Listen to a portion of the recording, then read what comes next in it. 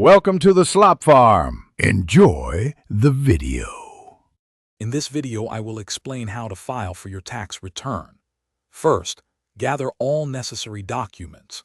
This includes income statements like your W-2 from employers and any Form 1099s for other income.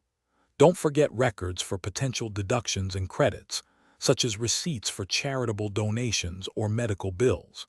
Having your Social Security number and bank account information ready will also streamline the process significantly. Next, you'll need to choose how you want to file. You can opt for electronic filing, which is often faster and more accurate, or submit a traditional paper return by mail. Many people find tax software helpful, as it guides you through each step and performs calculations automatically. Alternatively, a qualified tax professional can provide expert assistance and ensure everything is filed correctly. Now it's time to complete your return. Carefully enter all your income information from the documents you gathered.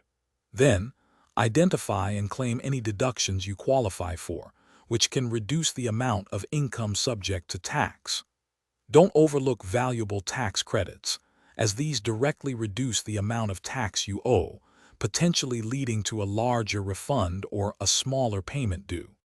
Finally, thoroughly review your entire tax return for any errors or omissions. Accuracy is crucial to avoid delays or issues.